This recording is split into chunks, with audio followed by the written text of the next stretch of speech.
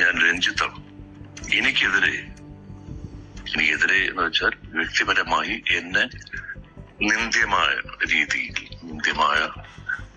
ഒരു ആരോപണം ഉയർത്തിയിരിക്കുകയാണ് ബംഗാളി ചലച്ചിത്ര നടി ശ്രീമതി ശ്രീലേഖ മിത്ര. ഇത് കുറച്ചു കാലം എന്ന് വെച്ചാൽ കൃത്യമായി പറഞ്ഞാൽ എന്ന് ചലച്ചിത്ര അക്കാദമി സ്ഥാനം ഞാൻ ഏറ്റെടുത്തു അന്ന് തൊട്ട് ഒരു സംഘം ആളുകൾ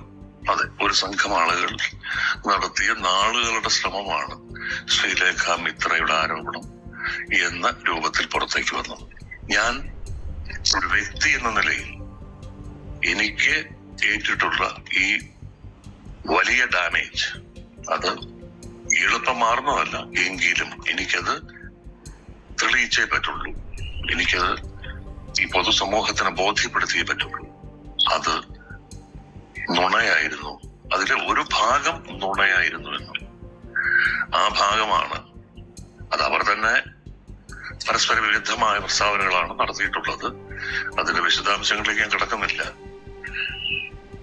എന്തുതന്നെയായിരുന്നാലും ഞാൻ നിയമ നടപടികളുമായി മുന്നോട്ട് പോകുവാൻ തീരുമാനിച്ചിരിക്കുന്നു.